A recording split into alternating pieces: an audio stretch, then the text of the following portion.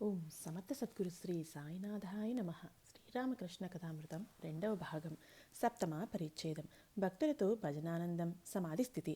సమయం సాయంకాలం 5:30 అవుతోంది. డాక్టర్ సర్కార్ వచ్చి శ్రీరామకృష్ణుల నాడి పరీక్షించి కొన్ని మందులు రాసి ఇచ్చాడు. నరేంద్రుడు, గిరీష్, దుకరి, డాక్టర్, చిన్న నరేంద్రుడు, రాకాల్, మా, శరత్, శ్యాంబసు మొదలైన భక్తులు అక్కడ ఉన్నారు. డాక్టర్ సర్కార్ జబ్బు గురించి కాసేపు మాట్లాడాడు. శ్రీరామకృష్ణుల ఔషధం పుచ్చుకున్నాక డాక్టరు, మీరు శ్యాంబాబుతో మాట్లాడుతూ ఉండండి, నేను సెలవు తీసుకుంటాను అన్నాడు. శ్రీరామకృష్ణులు మరొక భక్తుడు, పాటలు ఏమైనా వింటారా అని డాక్టర్ను అడిగారు. డాక్టరు శ్రీరామకృష్ణులతో, పాటలు పాడుతూ మీరు నాట్యం చేయనారంభిస్తారు. మీరు భావోద్రేకాన్ని అదుపులో ఉంచుకోవాలి. డాక్టర్ మళ్ళీ కూర్చున్నాడు. నరేంద్రుడు తన మధుర కంఠంతో గానం చెయ్యసాగాడు. తంబురా, మృదంగం కూడా జతకలిశాయి. డాక్టర్ సర్కారు మాతో, ఈ పాట ఈయనకు ప్రమాదకరమైంది అన్నాడు. డాక్టర్ ఏమంటున్నాడని శ్రీరామకృష్ణులు మాను అడిగారు. ఈ పాట వినడం వల్ల మీకు భావసమాధి కలుగుతుందేమోనని డాక్టర్ భయపడుతున్నారు అన్నాడు మా. ఈ విధంగా సంభాషణ నడుస్తూ ఉండగానే శ్రీరామకృష్ణులు కొద్దిగా భావస్థితి పొందారు. చేతులు జోడించి డాక్టర్తో, లేదు లేదు, భావసమాధి ఎందుకు కలుగుతుంది అన్నారు. ఈ మాటలు అన్నారో లేదో ఆయన వెంటనే ప్రగాఢ సమాధి స్థితిలోకి వెళ్ళిపోయారు. దేహం నిశ్చలమైపోయింది. కనురెప్పలు ఆడడం లేదు. నోట మాట రావడం లేదు. బాహ్య ప్రపంచ స్పృహ ఏమాత్రం లేకుండా శిలా విగ్రహంలా ఆయన అలాగే ఉండిపోయారు. మనస్సు, బుద్ధి, అహంకారం, చిత్తం సమస్తం అంతర్ముఖం అయిపోయాయి. నరేంద్రుడు గానం కొనసాగించాడు. పతివ్రత తిలకంపు పరమ నిష్కళ ప్రేమ అన్న చరణాన్ని విని డాక్టర్ కళ్ళు చెమ్మగిల్లాయి. ఆహా ఆహా అన్నాడు. నరేంద్రుడు మరో పాట పాడాడు. అష్టమ పరిచ్ఛేదం. అజ్ఞానం, జ్ఞానం, విజ్ఞానం, బ్రహ్మస్వరూపం. శ్రీరామకృష్ణులు మళ్ళీ బాహ్యస్మృతి పొందారు. గానం ముగిశాక ఆయన తమ వచనామృతాన్ని భక్తులకు విరివిగా పంచిపెట్టసాగారు. భక్తులు నిశ్శబ్దంగా ఆ వచనామృతాన్ని గ్రోలుతున్నారు. అందరూ ఆ సుందర దరహాసవదనం కేసి కన్నార్పకుండా చూస్తున్నారు. ఆ బాధాకరమైన వ్యాధి తాలూకా ఛాయలు ఆయన వదనంలో ఏమాత్రం ప్రకటించడం లేదు. దివ్యానందంతో వదనం ప్రకాశిస్తోంది. శ్రీరామకృష్ణులు డాక్టర్ను ఉద్దేశిస్తూ ఇలా అన్నారు. ఈ కృత్రిమ నమ్రతను వదిలిపెట్టు. భగవన్నామాన్ని కీర్తించడంలో లజ్జ ఎందుకు? లజ్జ, ద్వేషం, భయం ఈ మూడు ఉన్నట్లయితే భగవంతుణ్ణి పొందలేవు అన్న నానుడి ఉంది కదా, అది ముమ్మాటికి నిజం. నేను ఇంతటి పెద్ద మనిషిని, నేను హరిహరి అంటూ నాట్యం చేస్తున్నానన్న సంగతి విని తక్కిన పెద్ద మనుషులు ఏమనుకుంటారో. ఆ డాక్టరు హరిహరి అంటూ నాట్యం చేశాడు, ఇది ఎంతగా సిగ్గుపడాల్సిన విషయం అని అనుకుంటారేమో. ఇలాంటి భావనలను వదిలిపెట్టు డాక్టర్. నేను అలాంటి మాటలను లెక్క చేయను. లోకులు ఏమంటే మాత్రం నాకేమిటి? శ్రీరామకృష్ణులు, నాకు తెలుసు. ఆ విషయమై నువ్వు ఎంతమాత్రం బెస్గవులే నవ్వారు. ఇలా చూడు, జ్ఞానం అజ్ఞానం రెండింటికి అతీతుడు వైపు. అప్పుడు మాత్రమే భగవంతుణ్ణి తెలుసుకోగలవు. నానా విషయాలను తెలుసుకోవడం అజ్ఞానం అంటారు. పాండిత్యం ఉందన్న అహంకారం కూడా అజ్ఞానమే. సర్వభూతాలలోనూ ఉన్నది ఒకే భగవంతుడే. ఈ నిశ్చయాత్మకమైన బుద్ధినే జ్ఞానం అంటారు. భగవంతుణ్ణి విశేషంగా తెలుసుకుంటే దాన్ని విజ్ఞానం అంటారు.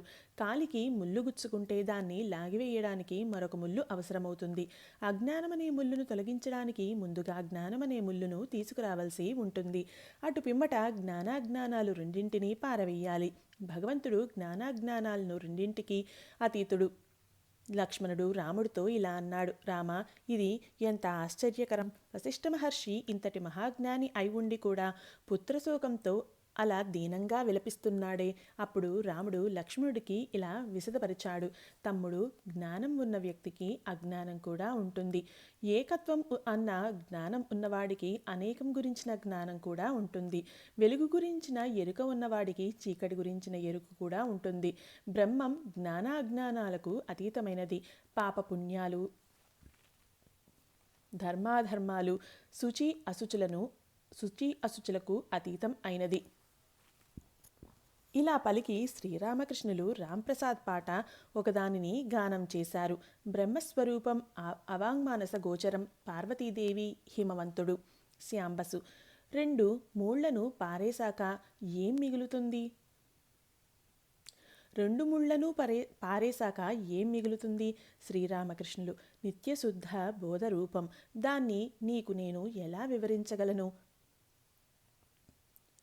ఎన్నడూ నెయ్యి తినని వ్యక్తి నెయ్యి అన్నది అంటే నెయ్యి రుచి ఎలా ఉంటుంది అని అడిగితే అతడికి ఏమని సమాధానం ఇవ్వగలం? మహా అయితే నెయ్యి అంటే ఎలా ఉంటుంది, నెయ్యి నెయ్యిలా ఉంటుంది అని మాత్రం చెప్పగలం. ఒక అమ్మాయి తన స్నేహితురాల్ని ఇలా అడిగింది: సఖి, నీ భర్త వచ్చాడు కదా, భర్తతో ఎలాంటి ఆనందం అనుభవిస్తున్నావో కాస్త చెప్పు అని అడిగింది. అందుకు ఆ స్నేహితురాలు: సఖి, నీకు కూడా భర్త వచ్చినప్పుడు ఆ విషయం అర్థమవుతుందిలే, ఇప్పుడు నీకు నేను ఎలా వివరించగలను అన్నది. పార్వతీదేవి ఒకసారి హిమవంతుని కుమార్తెగా జన్మించిందని పురాణాలలో చెప్పబడి ఉంది. అప్పుడు ఆమె ఆయనకు అనేక రూపాలలో దర్శనం ఇచ్చింది. ఈ రూపాలను దర్శించాక హిమవంతుడు చివరగా పార్వతీదేవితో: అమ్మ, వేదాలలో బ్రహ్మమని ఏదైతే వర్ణింపబడిందో ఆ బ్రహ్మ దర్శనాన్ని నాకు కలుగజెయ్యి అన్నాడు. అప్పుడు పార్వతీదేవి: తండ్రి, బ్రహ్మ దర్శనం కావాలి అనుకుంటే సాధు సాంగత్యం చెయ్యండి అన్నది. బ్రహ్మం అనేది ఎలాంటిదో నోటితో చెప్పజాలం. అన్నీ ఎంగిలి అయిపోయాయి, కానీ బ్రహ్మం ఒక్కటే ఎంగిలి కాలేదని ఒకసారి ఎవరో అన్నారు. దీని అర్థం ఏమిటంటే వేదాలు, పురాణాలు, తంత్రాలు మొదలైన శాస్త్రాలు నోటితో ఉచ్చరింపబడిన మూలాన ఎంగిలి అయిపోయాయి, కానీ బ్రహ్మం అనేది ఎలాంటిదో ఇంతవరకు ఎవరూ నోటితో చెప్పలేకపోయారు. అందుకని బ్రహ్మం ఇంతవరకు ఎంగిలి కాలేదు. సచ్చిదానందుడితో క్రీడించడం, సంసర్గం పొందడంలో గల ఆనందాన్ని నోటితో చెప్పలేం. ఆ ఆనందాన్ని పొందిన వ్యక్తికి మాత్రమే అది ఎలా ఉంటుందో తెలుస్తుంది. నవమ పరిచ్ఛేదం: అహంకారం, పాపం, పుణ్యం. డాక్టర్ను ఉద్దేశిస్తూ శ్రీరామకృష్ణులు తమ అమృతవచనాలను కొనసాగించారు. అహంకారం వదిలిందే జ్ఞానం కలుగదు. నేను ముక్తినయ్యేదెప్పుడు? ఈ నేను అనేది వదిలినప్పుడే అన్న సూక్తి ఒకటి ఉంది కదా. నేను నాది అన్నది అజ్ఞానం, నువ్వు నీది అన్నది జ్ఞానం. భక్తుడైన వాడు ఇలా అంటాడు: ఓ భగవంతుడా, నువ్వే కర్తవు, నువ్వే సమస్తం చేస్తున్నావు, నేను కేవలం యంత్రాన్ని, నువ్వు నాతో ఎలా చేయిస్తావో అలా చేస్తాను. ఈ సంపద, ఆస్తిపాస్తులు, ఈ జగత్తు యావత్తూ నీకు చెందినవే. ఈ ఇల్లు, ఈ కుటుంబం అంతా నీకు చెందినదే. నాదంటూ ఏమీ లేదు. నేను దాసుడను. నీ ఆజ్ఞ ప్రకారం నిన్ను సేవించడం వరకే నా హక్కు. ఎవరైనా కొన్ని పుస్తకాలు చదివి ఉంటారు అనుకోండి, వారికి వెంటనే అహంకారం వచ్చేస్తుంది. ఒకసారి నేను కాళీకృష్ణ ఠాగూర్తో ఆధ్యాత్మిక విషయాలు మాట్లాడాను. వెంటనే అతడు ఇవన్నీ నాకు తెలిసినవే అన్నాడు. అప్పుడు అతడితో నేను ఇలా అన్నాను: ఢిల్లీ చూసినవాడు నేను ఢిల్లీ చూశాను అని చెప్పి తిరుగుతూ బడాయికి పోతుంటాడా ఏమిటి? పెద్ద మనిషి అయినవాడు నేను పెద్ద మనిషిని అని చెప్పి తిరుగుతూ ఉంటాడా? శ్యాంబసు: అయితే కాళీకృష్ణ ఠాగూర్ మీ పట్ల అమిత గౌరవం ఉన్నవాడు. శ్రీరామకృష్ణులు: అరే బాబు, దంభం అనేది మనిషిని ఎలా మార్చివేస్తుందో చూడండి. దక్షిణేశ్వర కాళీ ఆలయంలో ఒక పాకీ పని చేసే స్త్రీకి ఎంతటి అహంకారం ఉండేదని. ఆమె ఒంటి మీద 1-2 నగలు ఉండేవి. ఆమె అహంకారమంతా ఆ నగలతో వచ్చిందే. ఒకరోజు ఆమె వస్తున్న దారిలో కొందరు వ్యక్తులు పోవడం చూసింది. వెంటనే ఆమె దారి నుండి పక్కకు తప్పుకోండి అంటూ కేక పెట్టింది. ఆమెకే అంతటి అహంకారం ఉన్నప్పుడు ఇక ఇతరుల గురించి వేరే ఏమైనా చెప్పాలా? శ్యాంబసు: మహాశయ, భగవంతుడే సమస్తం చేస్తున్నప్పుడు మనిషి పాపాలకు శిక్ష ఎందుకు అనుభవించాలి? శ్రీరామకృష్ణులు: నీది వట్టి కంసాలి బుద్ధి. నరేంద్రుడు: అంటే లెక్కలు కట్టే బుద్ధి అని అర్థం. కంసాలి ప్రతి వస్తువు బరువును త్రాసులో ఖచ్చితంగా తూచుతాడు కదా. శ్రీరామకృష్ణులు: నేను చెప్పేది ఏమిటంటే, అరే బాబు, నువ్వు మామిడి పళ్ళను తిను.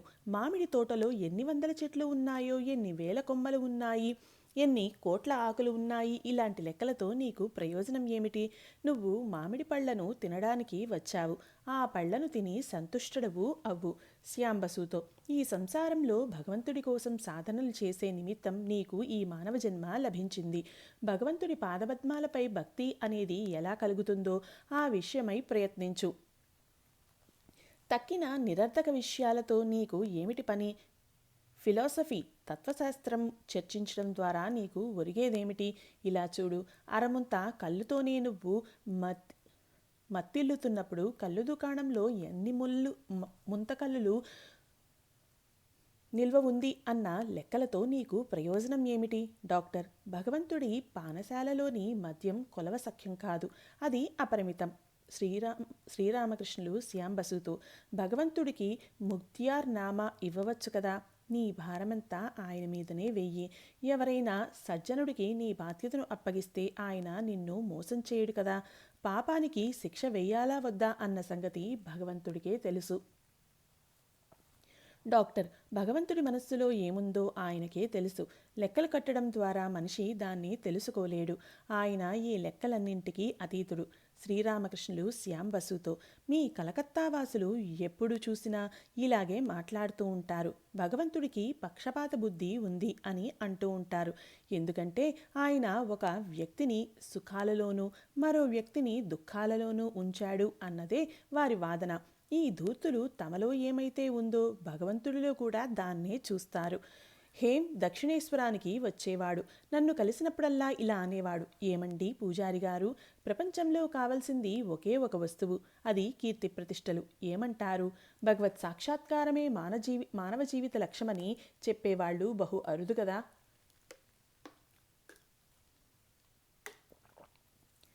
దశమ పరిచ్ఛేదం. స్థూల సూక్ష్మ శరీరాలు. శ్యాంబసు, మేము సూక్ష్మ శరీరం గురించి ఎన్నో విషయాలు వింటూ ఉంటాం. అలాంటి సూక్ష్మ శరీరాన్ని ఎవరైనా చూపించగలరా?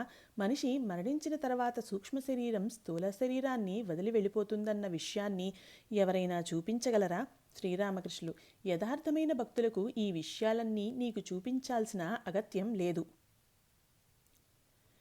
ఎవరో పనికిమాలినవాడు ఈ విషయాలను నమ్ముతాడా లేదా అన్న విషయాన్ని వారు ఖాతరు చేయరు. ఒక పెద్ద మనిషిని తమ వంశంలో పెట్టుకోవాలనే కోరికలు వారికి ఉండవు. శ్యాంబసు, స్థూలదేహం సూక్ష్మదేహాల మధ్య ఉన్న తారతమ్యం ఏమిటి? శ్రీరామకృష్ణులు, పంచభూత నిర్మితమైన దేహాన్ని స్థూలదేహం అంటారు. మనస్సు, బుద్ధి, అహంకారం, చిత్తం వీటితో నెలకొని ఉన్నది సూక్ష్మ శరీరం. ఏ శరీరంతో అయితే భగవదానందం ప్రాప్తిస్తుందో, భగవంతునితో సంసర్గం పొందుతామో దాన్ని కారణ శరీరం అంటారు. తంత్రశాస్త్రాలు దీనిని భగవతీతనువుగా పేర్కొంటాయి. వీటన్నిటికీ అతీతంగా మహాకారణం ఉంది. దీన్ని మాటల్లో చెప్పలేం. సాధనే ప్రధానం, భక్తే సారం. జగజ్జననికి శ్రీరామకృష్ణుల ప్రార్థన. ఉపదేశాలను కేవలం వినడం వల్ల ఏమిటి ప్రయోజనం? ఏమైనా చెయ్యి. భంగు భంగు అని ఊరకే వెళ్ళవేసినంత మాత్రాన ఏమవుతుంది? అలా అనడం వల్ల మత్తు ఎక్కుతుందా ఏమిటి? భంగును లేపనంలా చేసి శరీరం యావత్తు అల్దుకున్న మత్తు మాత్రం ఎక్కదు. దాన్ని కొద్దిగా సేవించవలసి ఉంటుంది. నూలు వ్యాపారం చేయని వ్యక్తి 41వ నంబర్ నూలు ఏది, 40వ నంబర్ నూలు ఏది అన్న విషయాన్ని ఎలా గుర్తించగలడు? ఆ వ్యాపారంలో ఉన్న వ్యక్తి ఏ నెంబర్ కావాలంటే ఆ నెంబర్ నూలు తీసి ఇవ్వగలడు. అది అతడికి ఎంతమాత్రం కష్టం కాదు. అందుకే నేను చెబుతోంది, కాస్త సాధన చేయమని. అప్పుడు స్థూల సూక్ష్మ కారణ మహాకారణాలంటే ఏవో అర్థం చేసుకోగలవు. భగవంతుణ్ణి ప్రార్థించేటప్పుడు కేవలం ఆయన పాదపద్మాల పట్ల భక్తిని మాత్రమే కోరు. అహల్య శాప విమోచనం తర్వాత శ్రీరాముడు ఆమెతో ఏదైనా వరం కోరుకోమన్నాడు. అప్పుడు అహల్య రాముణ్ణి ఇలా వేడుకుంది, ఓ రామా, నువ్వు వరం అనుగ్రహిస్తానంటే నేను కోరుకునేది ఇదే. నేను పందిగా జన్మించినా సరే అందువల్ల జరిగే నష్టమేమీ లేదు. కానీ ఓ రామా, నీ పాదపద్మాల పట్ల నా మనస్సు లగ్నమయ్యేలా మాత్రం అనుగ్రహించు. నేను అమ్మ వద్ద కేవలం భక్తిని మాత్రమే కోరుకున్నాను.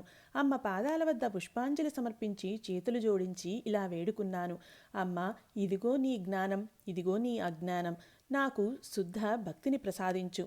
ఇదిగో నీ శుచి, ఇదిగో నీ అశుచి, నాకు శుద్ధ భక్తిని ప్రసాదించు. ఇదిగో నీ పాపం, ఇదిగో నీ పుణ్యం, నాకు శుద్ధ భక్తిని ప్రసాదించు. ఇదిగో నీ మంచి, ఇదిగో నీ చెడు, నాకు శుద్ధ భక్తిని ప్రసాదించు. ఇదిగో నీ ధర్మం, ఇదిగో నీ అధర్మం, నాకు శుద్ధ భక్తిని ప్రసాదించు. ధర్మం అంటే దానాది కర్మలు. ధర్మాన్ని అంగీకరించినట్లయితే అధర్మాన్ని కూడా అంగీకరించవలసిందే. పుణ్యాన్ని అంగీకరిస్తే పాపాన్ని అంగీకరించవలసిందే.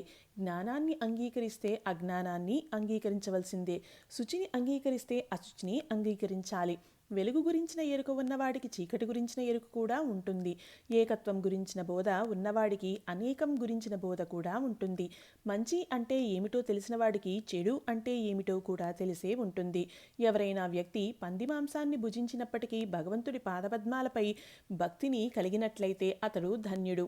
హవిష్యాన్నం అనగా నెయ్యి, అన్నం, కూరగాయలు మొదలైనవి స్వీకరించినప్పటికీ మనస్సులో సంసారం పట్ల ఆసక్తి ఉంటే డాక్టర్ అప్పుడు అలాంటి వ్యక్తి తుచ్చుడు. ఇక్కడ ఒక విషయం చెప్పాలి. బుద్ధుడు ఒకసారి పంది మాంసం తిన్నాడు.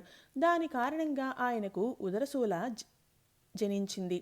ఆ బాధను వదిలించుకునే నిమిత్తం ఆయన నల్లమందు సేవించాడు. నిర్వాణం అంటే ఏమిటో తెలుసా?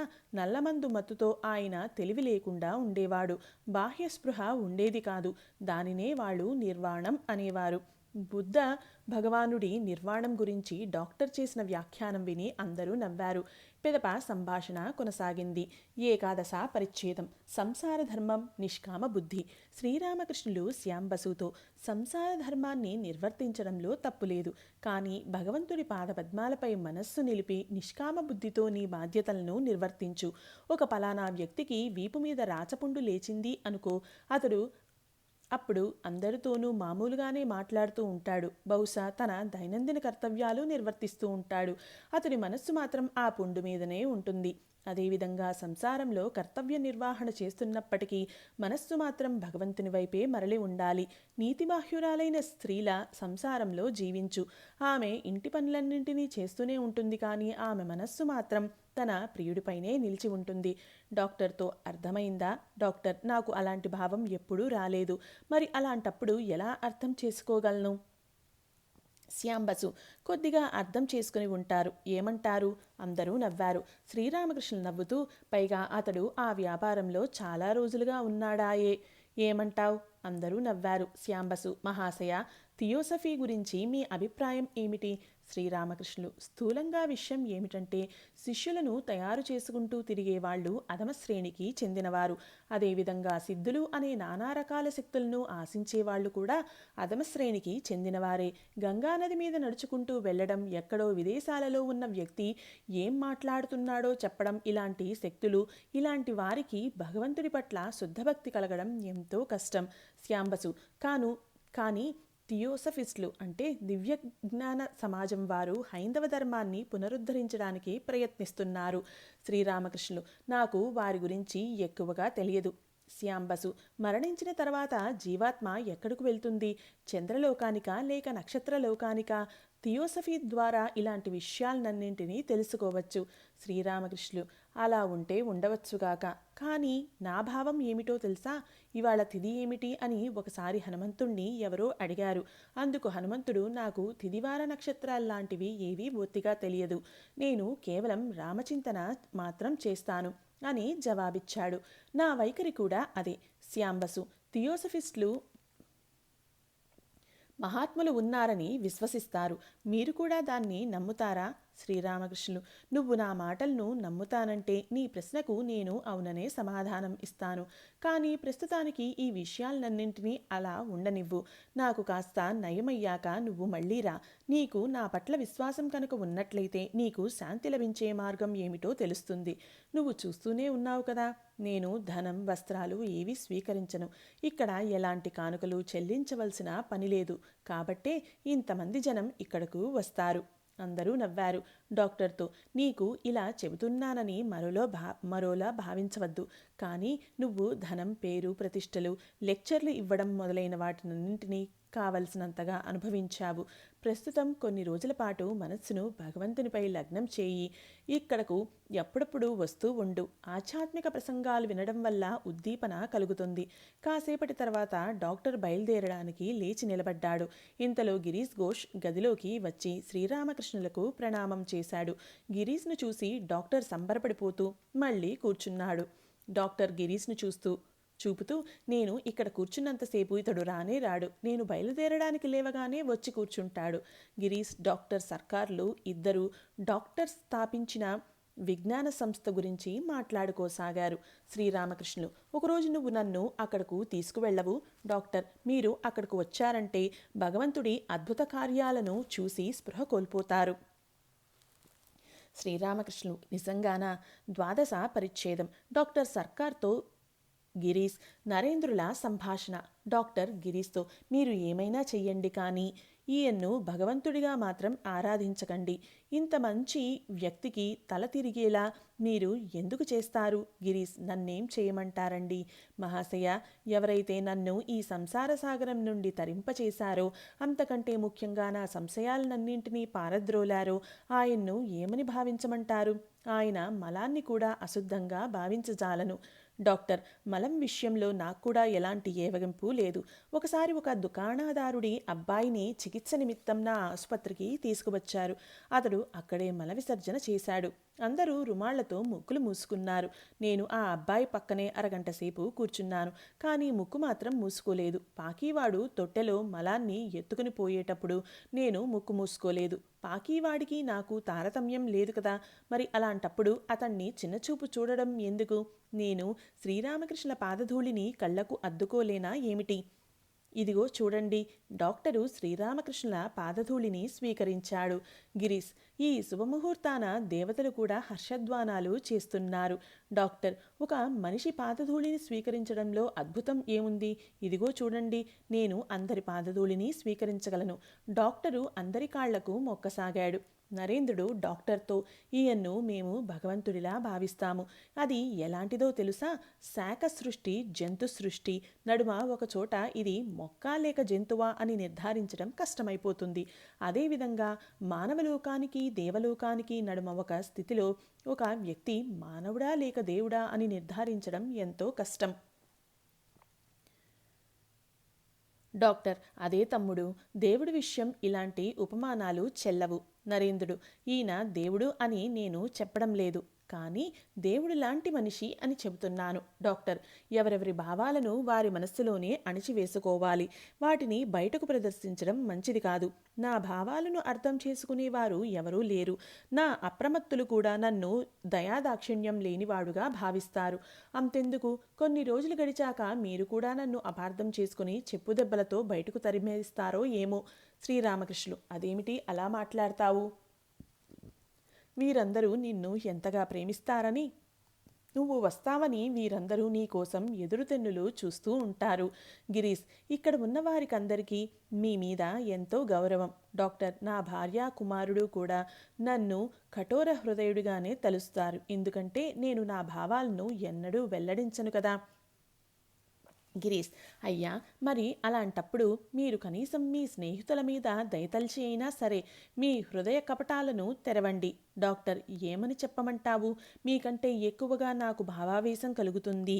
ఏకాంతంలో కన్నీరు కారుస్తూ ఉంటాను. శ్రీరామకృష్ణులతో, అది సరే, భావావస్థలో మీరు ఇతరుల దేహాల మీద పాదాలు మోపుతారు కదా, అది మంచిది కాదు సుమా. శ్రీరామకృష్ణులు, నాకు తెలిసే అలా చేస్తున్నాననుకుంటున్నావా? డాక్టర్, ఆ పని మంచిది కాదు అని మీరు కూడా భావిస్తారు కదా, ఏమంటారు? శ్రీరామకృష్ణులు, భావసమాధిలో నాకు ఏమవుతుందో నీకు ఎలా వివరించగలను?